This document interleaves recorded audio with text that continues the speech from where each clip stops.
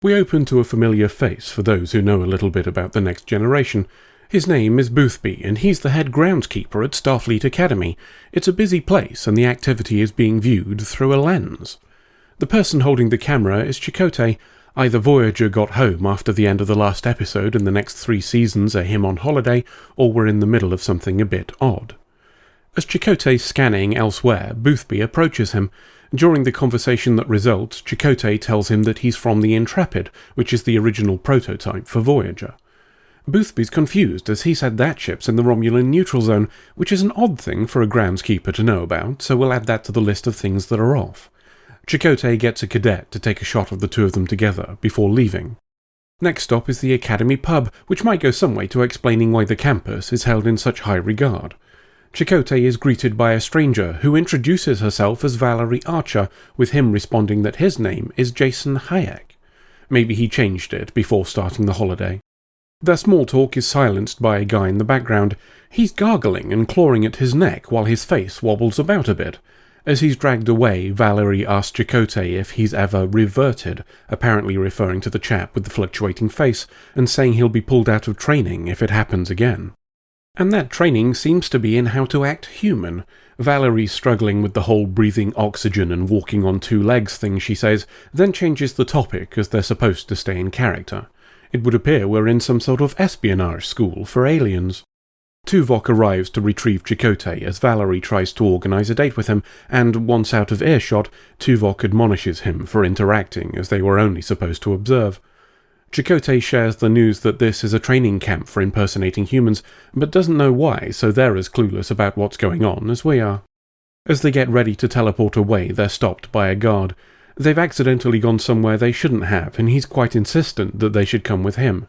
A Vulcan sleep massage convinces him otherwise, but they can't just leave him here, so he's coming with us.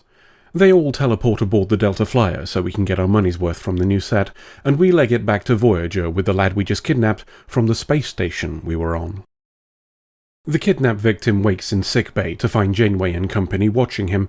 They want answers, and not the bullshit ones he learned at his training facility. He's not particularly talkative, so the doctor tries to take a sample from him to find out more. He's not up for that either, batting away the doc's hand and backing up to a wall. He calls us a disease and emits a subdued screech, one that sounds a lot like the number species, then falls to the floor and does an excellent impersonation of being dead. The doc tells us he released some sort of poison into himself, which is taking method acting a bit far if you ask me, and means we won't be getting any answers from him either. Instead, we're reviewing those photos Chakotay took. Janeway recognises Boothby, the one this lad is pretending to be anyway, and is concerned by the implications for how much this training facility knows about Starfleet.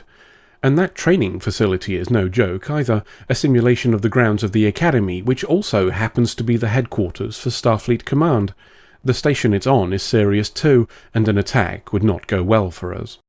The doc calls to tell Janeway he's found something important, and she goes to see after tasking Tuvok with finding a way through the station's defences if it should come to blows.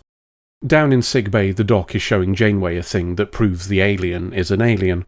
We move to the lad on the bed, whose sheet has been pulled down a bit, just in case we need to quickly access his nipples.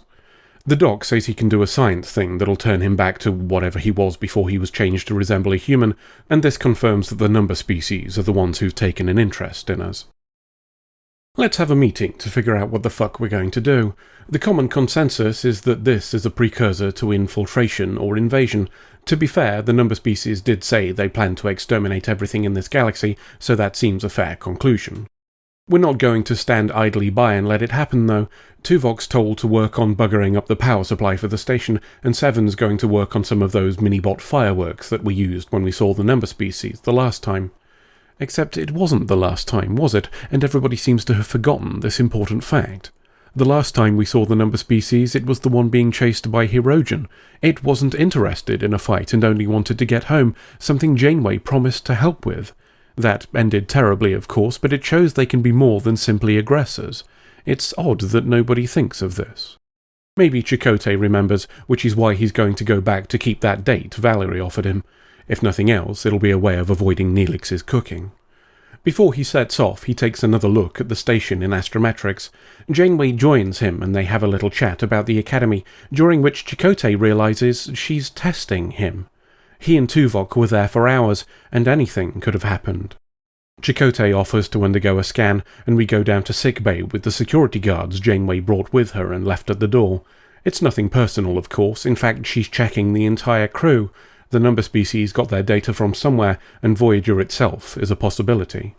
With that formality out of the way, we take Chakotay for his date, and, on the way, give him a souped-up tricorder for hacking and a tiny phaser packing Borg minibots just in case shit goes south.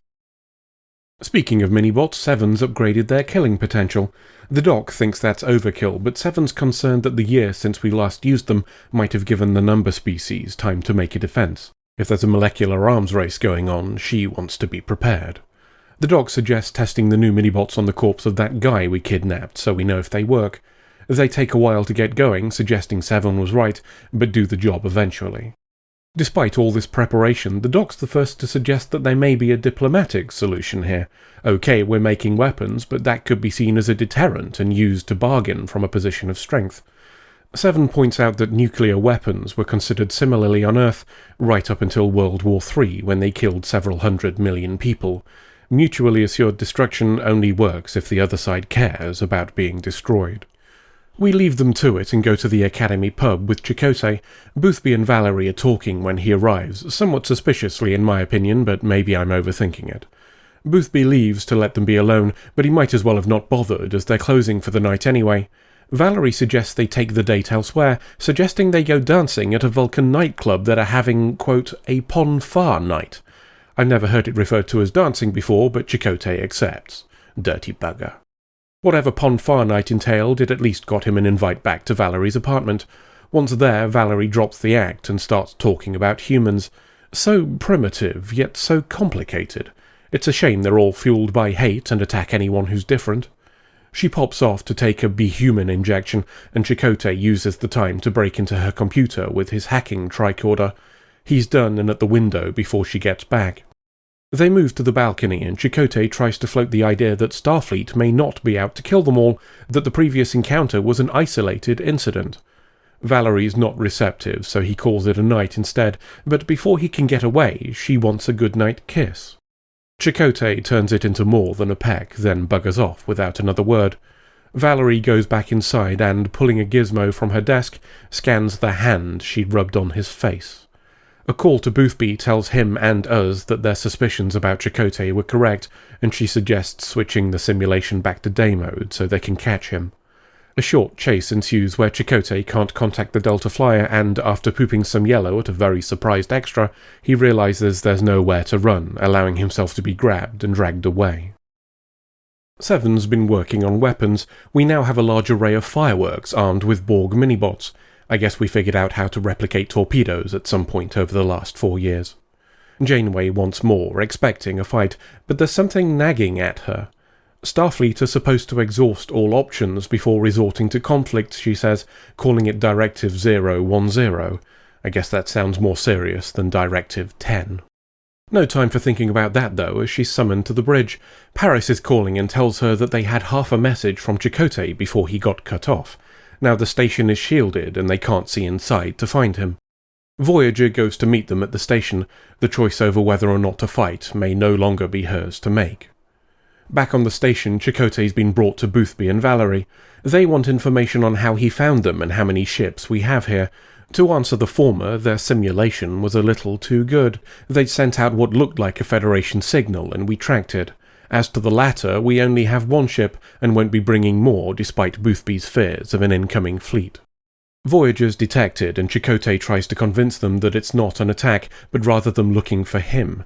Boothby's not listening though, and tells Valerie to extract some of Chakotay's DNA to see if they can use it to make better copies. I guess that Vulcan nightclub wasn't really running a farr night, or she'd already have a sample of his genetic material. Voyager arrives at the station, and Janeway tells everybody to get ready for some pooping. Paris calls and tells them that the station took a few shots at them and they have no shields, so they dock with Voyager. Janeway tells Seven to aim those new toys at their weapons, despite Seven wanting to blow up their generators. She doesn't want to destroy life support and cause unnecessary casualties, an approach Seven considers flawed but complies. Instead of the expected hostilities, Boothby gives us a call. He tries to scare us off with threats, but Janeway's not budging till Chakotay's back. Instead, she suggests we get together and have a proper chat. The alternative is knocking the shit out of each other, and that ended badly for the number species last time. Boothby's taken us up on the offer of a chat, and he's brought Valerie and an admiral. He wastes no time in calling Starfleet a bunch of charlatans with lofty claims of altruism that don't match their actions, and to be fair, he's not entirely wrong. Accusations and fears are thrown back and forth until Janeway says continuing in this manner would be pointless, which is why she orders Seven to disarm Voyager's weapons as a show of good faith. Seven's clearly not impressed, but does so, and despite the Admiral calling it a trick, it brings Boothby back to the table. Janeway lays out everything that's happened to them, that there's no fleet because they're not in contact with Starfleet Command, that the Borg alliance was because she believed the number species were a greater threat, not realizing that the Borg had been the cause of the war. Besides, to us, the number species' actions look proper fucking dodgy. That Borg war's over, so why are they still here and preparing to infiltrate us? It certainly looks like a hostile action, and Janeway gives Boothby the chance to explain. Despite a warning from the Admiral, Valerie answers for them. She says the infiltration is for reconnaissance, nothing more, and Chakotay thinks she's legit. The Admiral has a bit of a rant about how we're tricking them and the others have been seduced, but shuts up when Boothby threatens to kick the shit out of him. I guess they're not that different to us after all. Chakotay tells them all that we can start over, ignore the suspicions we have, and try for another, better first contact. Valerie backs him up, and Boothby's open to the idea on the condition that we share the minibot tech with him. We're into negotiations now, and Janeway's at home. She'll do it in exchange for data on how the number species imitated us. The Admiral isn't overjoyed, but even he sees the value in mutually disarming, especially when they're getting the better deal. Janeway's getting ready to visit the station and is chatting to Seven after getting a copy of the data on those minibots. While Seven doesn't understand Janeway's thinking, she admits that her own approach would probably have resulted in a fight. On the station, that Admiral is preparing to show Tuvok and Neelix around, and Boothby is walking with Janeway. He offers them a little shore leave for a day or two, as they won't be leaving until then, but Janeway wants to get on the road. She asks if the others of the number species will listen to him, if they'll be willing to try diplomacy. He's not sure, but he'll try. If Valerie and Chakotay are anything to go by, then finding common ground won't be that hard, and they exchange some face juices before we fly away. Well, it was never going to last, was it? The previous 3 episodes of Season 5 have been of above average quality, whereas this is pretty much the standard of what we've come to expect. I'm not saying it's bad, as I don't think it is. Everybody puts in a solid enough performance and nothing really drags it down, except for the fact that there's no reason for it to exist at all. You see, I've been trying to think of a logical explanation as to why the number species would do all of this in our galaxy rather than the safety of the Piss dimension, and I can't think of a single one that isn't contrived horseshit. There are no tangible benefits of performing this task in the Delta Quadrant. We see no evidence of them interacting with the surrounding systems or using the installation to gather data on their enemy. The whole thing is an enclosed, isolated unit, so why put that at risk by placing it in uncontrolled territory?